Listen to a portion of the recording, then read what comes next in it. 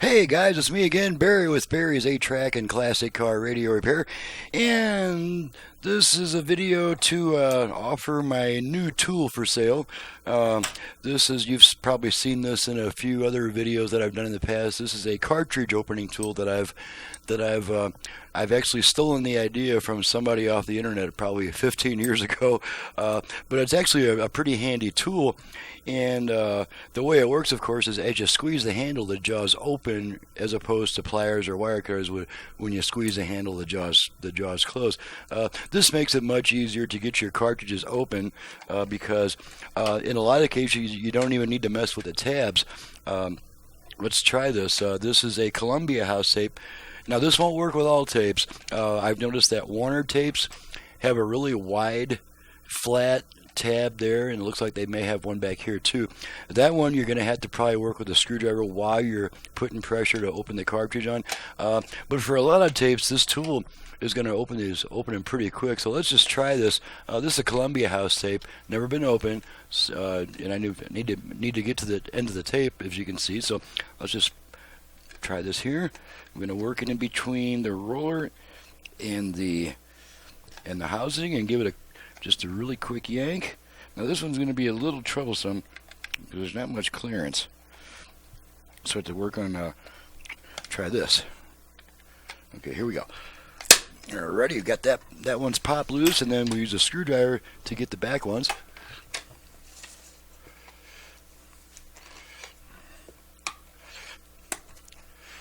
Okay, and that takes care of that. This cartridge is open, and I did manage to break off the front tab.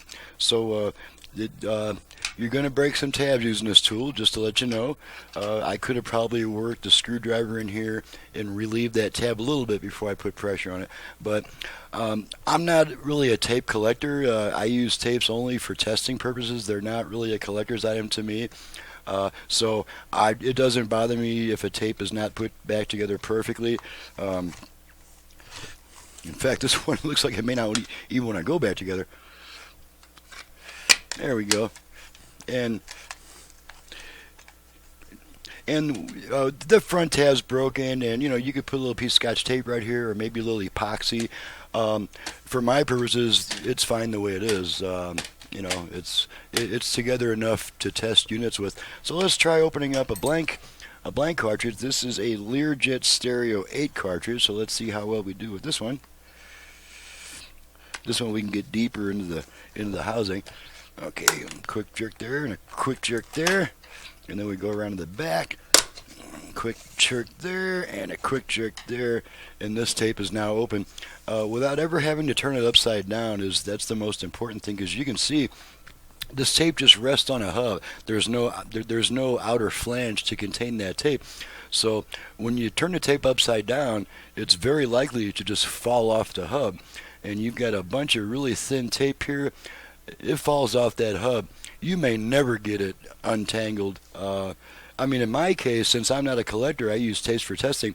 If a tape falls off the hub, I'm not going to spend half an hour or more trying to get it, worked back into place. I'm just going to chuck it and grab another good cartridge. Now on this one, we managed to break only one tab. We broke this tab right there. The rest are fine. So this tape will go back together just fine. And it's good. But the main focus, the main purpose of this tool, not only does this make cartridges much quicker to open, it prevents you from having to turn them all upside down. That's the most dangerous thing you can do with an 8-track tape, is especially play it upside down.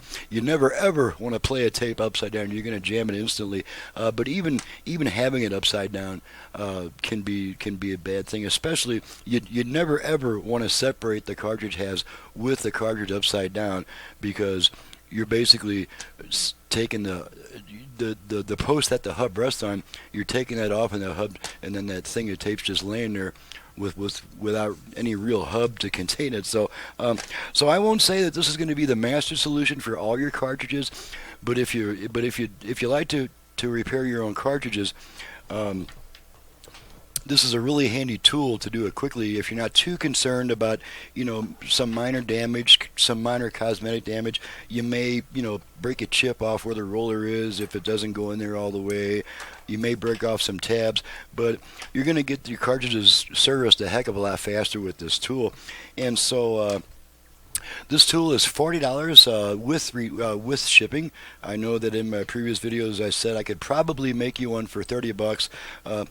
Realistically, it takes about an hour of shop time to make one of these.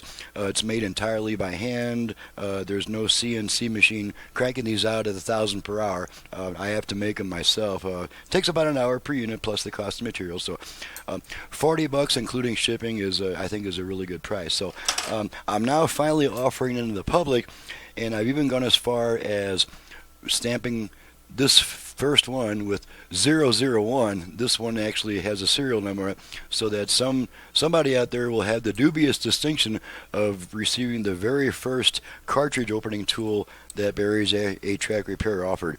Not exactly like I'm Ted Nugent, but it's a little something to set me apart from other guys, I guess.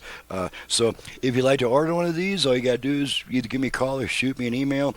Get one out to you, 40 bucks including shipping. And thank you very much for watching this thing. See you guys next time.